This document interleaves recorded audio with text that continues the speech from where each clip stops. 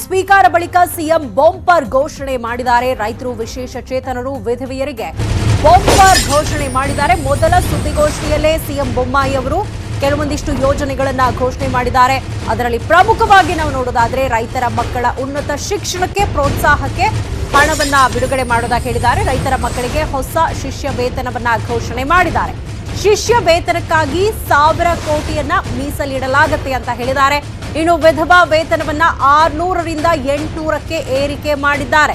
ವಿಶೇಷ ಚೇತನರ ಮಾಶಾಸನವನ್ನ ಕೂಡ ಹೆಚ್ಚಳ ಮಾಡಿದ್ದಾರೆ.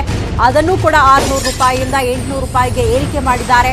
ರೈತರು, ಬಡವರ ಬಗ್ಗೆ ಕಾಳಜಿಯ ಪ್ರಥಮ ಹೆಜ್ಜೆಯನ್ನ ಇಟ್ಟಿರೋದಾಗಿ ನೂತನ ಮುಖ್ಯಮಂತ್ರಿಗಳಾದಂತಹ ಬಸವರಾಜ ಬೊಮ್ಮಾಯಿ ಅವರು ಘೋಷಣೆ ಮಾಡಿದ್ದಾರೆ. ಮೊದಲ ಸಚಿವ ಸಂಪುಟ ಸಭೆ ಬಳಿಕ ಮಾಧ್ಯಮ ಗೋಷ್ಠಿಯಲ್ಲಿ ಈ ಒಂದು ಹೊಸ ಯೋಜನೆಗಳನ್ನ ಘೋಷಣೆ ಮಾಡಿರುವಂಥದ್ದು. ಈ ಮೂಲಕ ರೈತರ ಮಕ್ಕಳ ಬಗ್ಗೆ ವಿಶೇಷವಾದಂತಹ ಕಾಳಜಿಯನ್ನ ವಹಿಸಿದ್ದಾರೆ. ಅದರ ಜೊತೆಗೆ ವಿಶೇಷ ಚೇತನರು, ವಿಧವೆಯರಿಗೆ ಬಂಪರ್ ಕೊಡುಗೆಯನ್ನ ಕೊಟ್ಟಿರುವಂಥದ್ದು. ಮೊದಲ ಸುದ್ದಿಗೋಷ್ಠಿಯಲ್ಲೇ ಸಿಎಂ ಬೊಮ್ಮಾಯಿ ಅವರು ಈ ಘೋಷಣೆಯನ್ನ ಮಾಡಿದ್ದಾರೆ.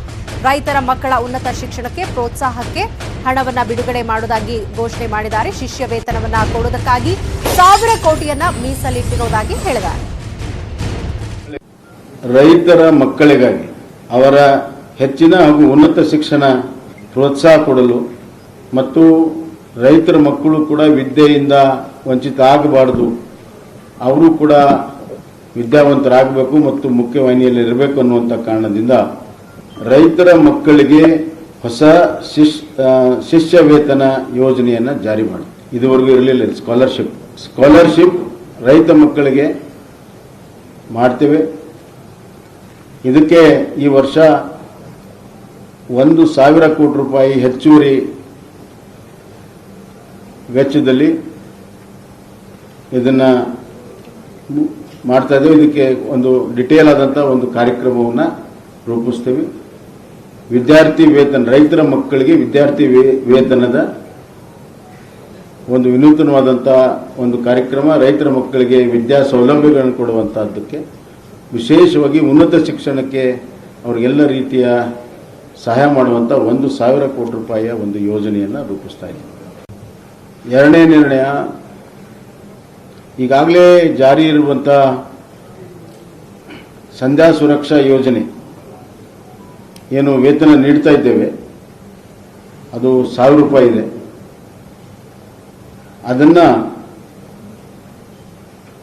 1,200 ರೂಪಾಯಿಗೆ ಹೆಚ್ಚಿಸ್ತಾ ಇದೆ. ಇದಕ್ಕೆ ಸುಮಾರು 863.52 ಲಕ್ಷ ಹೆಚ್ಚುವರಿ ವೆಚ್ಚ ಆಗ್ತದೆ. ಕೋಟಿ 863.52 crores ಹೆಚ್ಚುವರಿ ವೆಚ್ಚ ಆಗ್ತದೆ. ಇದರಿಂದ ಸುಮಾರು 35.98 ಲಕ್ಷ ಫಲಾನುಭವಿಗಳಿಗೆ ಪ್ರಯೋಜನ ಆಗ್ತದೆ. 35 ವಿಧವಾ ವೇತನ, ಈಗ ಹಾಲಿ ನೀಡುತ್ತಿರುವಂತಹ ವಿಧವಾ ವೇತನ 600 ರೂಪಾಯಿ ಇದೆ, ಅದನ್ನು 800ಕ್ಕೆ ಹೆಚ್ಚಿಗೆ ಮಾಡ್ತಾ ಇದ್ದೇವೆ. ಇದಕ್ಕೆ ಸುಮಾರು 414 ಕೋಟಿ ಹೆಚ್ಚುವರಿ ವೆಚ್ಚವಾಗುವುದು ಮತ್ತು ಇದರಿಂದ 17.25 ಲಕ್ಷ ಫಲಾನುಭವಿಗಳಿಗೆ ಪ್ರಯೋಜನ ಆಗುತ್ತೆ. 414 ಕೋಟಿ ಹೆಚ್ಚುವರಿ ವೆಚ್ಚ, 17.25 ಲಕ್ಷ ಫಲಾನುಭವಿಗಳಿಗೆ ಪ್ರಯೋಜನ ಆಗ್ತದೆ. ಸಾಮಾಜಿಕ ಭದ್ರತೆಯಲ್ಲಿ ಅಂಗವಿಕಲರ ವೇತನಡಿಯಲ್ಲಿ 40% 75% ಅಂಗವಿಕಲ 1000 ಫಲಾನುಭವಿಗಳಿಗೆ ಪ್ರಯೋಜನ ಆಗ್ತದೆ. 90 ಕೋಟಿ ಹೆಚ್ಚುವರಿ ಆಗ್ತದೆ.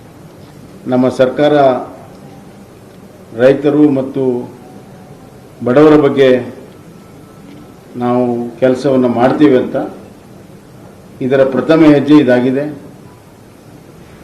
ರೈತರ ಮಕ್ಕಳ ಬಗ್ಗೆ ನಾವು ಚಿಂತನೆಯನ್ನು ಮಾಡ್ತಾ ಇದ್ದೇವೆ. ಅವರ ವಿದ್ಯಾಭ್ಯಾಸ ಬಗ್ಗೆ ನಾವು ಕಾರ್ಯಕ್ರಮವನ್ನು ರೂಪಿಸ್ತಾ ಇದ್ದೇವೆ. ಅದೇ ರೀತಿ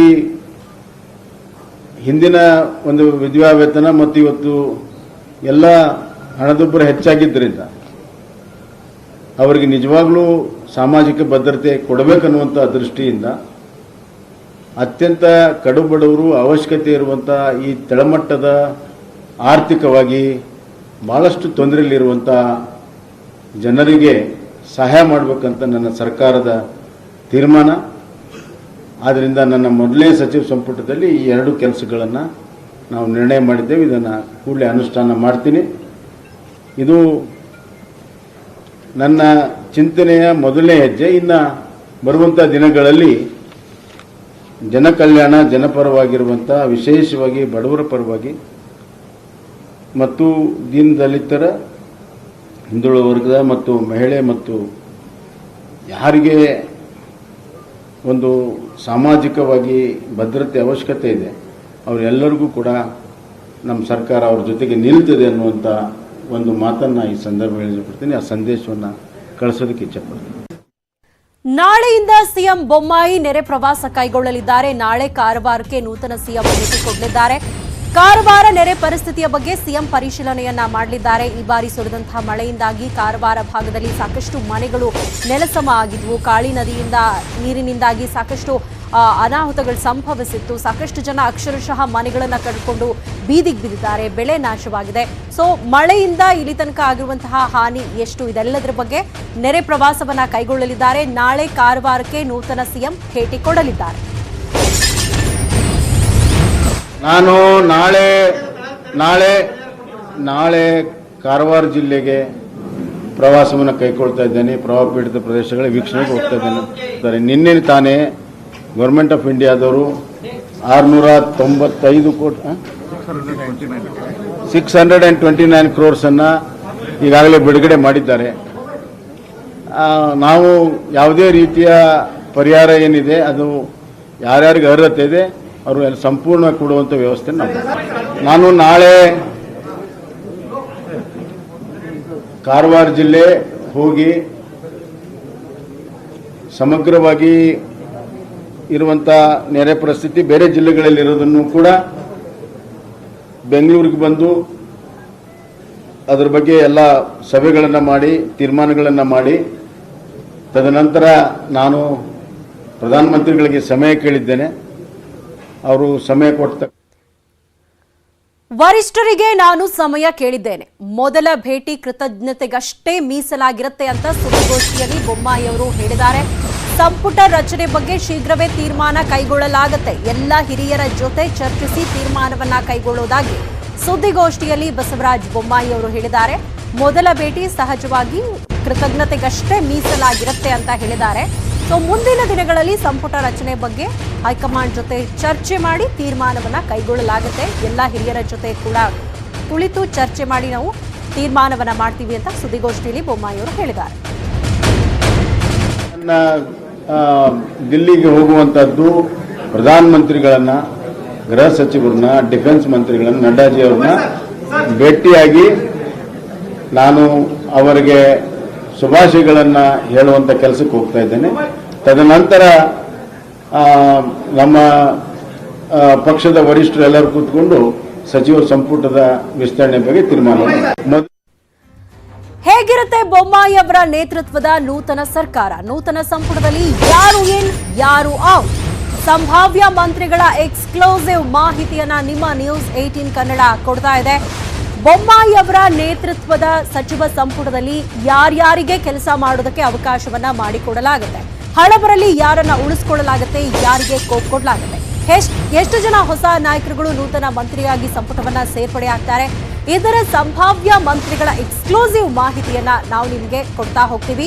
ಹೇಗಿರುತ್ತೆ ಬೊಮ್ಮಾಯಿ ಅವರ ಸಂಪುಟ ಅನ್ನೋದನ್ನ ನೋಡೋದಾದ್ರೆ, ಬಸವರಾಜ ಬೊಮ್ಮಾಯಿ ಅವರು ಸಿಎಂ ಆಗಿದ್ರೆ 4 ಡಿಸಿಎಂ ಅನ್ನ ಮಾಡೋ ಸಾಧ್ಯತೆಗಳಿದೆ. ಇನ್ನು ಬಿಎಸ್ವೈ ಸಂಪುಟದಲ್ಲಿದ್ದ 8 ರಿಂದ 10 ಜನರಿಗೆ ಕೊಡೋ ಸಾಧ್ಯತೆ ಇದೆ. 2 ಎಂಎಲ್ಸಿಗಳು ಸೇರಿ 8 ರಿಂದ 10 ನೂತನ ಸಚಿವರಾಗಿ ಸೇರ್ಪಡೆಯಾಗೋ ಸಾಧ್ಯತೆ ಕೂಡ ಇದೆ. ಇದೆಲ್ಲವನ್ನ ಯಾವ ರೀತಿಯಾಗಿ ಮಾಡ್ತಾರೆ ಅನ್ನೋದನ್ನು ನೋಡೋದಾದ್ರೆ, ಜಾತಿ, ಪ್ರಾದೇಶಿಕ, ಜಿಲ್ಲಾವಾರು ಲೆಕ್ಕಾಚಾರದಲ್ಲಿ ಸಂಪುಟವನ್ನ ರಚನೆ ಮಾಡೋ ಸಾಧ್ಯತೆ ಇದೆ. ಹೈಕಮಾಂಡ್ ಆದೇಶದ ಬಳಿಕ ನೂತನ ಸಂಪುಟ ರಚನೆ ಆಗತ್ತೆ.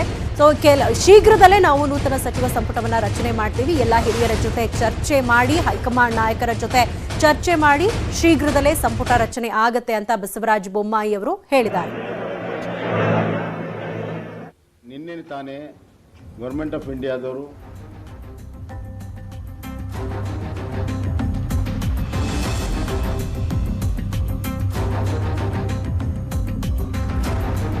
ನೂತನ ಮುಖ್ಯಮಂತ್ರಿಗಳಾಗಿ ಬಸವರಾಜ ಬೊಮ್ಮಾಯಿ ಅವರು ಇವತ್ತು ಅಧಿಕಾರ ಸ್ವೀಕರಿಸಿದ್ದಾರೆ. ಮೊದಲ ಸಚಿವ ಸಂಪುಟ ಸಭೆ ಕೂಡ ಆಗಿದೆ. ಸಚಿವ ಸಂಪುಟದ ಸಭೆ ಬಳಿಕ ಕೆಲವೊಂದು ಮಹತ್ವದ ಘೋಷಣೆಯನ್ನು ಕೂಡ ಮಾಡಿದ್ದಾರೆ. ನಿನ್ನೆಯೇ ಬಸವರಾಜ ಬೊಮ್ಮಾಯಿ ಅವರನ್ನ ನೂತನ ಸಿಎಂ ಆಗಿ ಘೋಷಣೆ ಮಾಡಿದ ಸಂದರ್ಭದಲ್ಲಿ ಅವರು ಹೇಳ್ತಾ ಇದ್ರು, ಮಹಿಳೆಯರು, ಬಡವರು, ಹಿಂದುಳಿದವರು, ದಲಿತರಿಗಾಗಿ ನಾವು ಹೆಚ್ಚು ಶ್ರಮವಹಿಸಿ ಕೆಲಸ ಮಾಡ್ತೀವಿ, ಅವರ ಅಭಿವೃದ್ಧಿಗೆ ಕೆಲಸವನ್ನ ಮಾಡ್ತೀವಿ ಅಂತ ಇವತ್ತು ಕೂಡ ಅದೇ ಮಾತುಗಳನ್ನು ಅವರು ಪುನರಾವರ್ತಿಸಿದ್ರು. ಕೆಲವೊಂದು ಮಹತ್ವದ ಘೋಷಣೆಗಳನ್ನ ಕೂಡ ಮಾಡಿದ್ರು.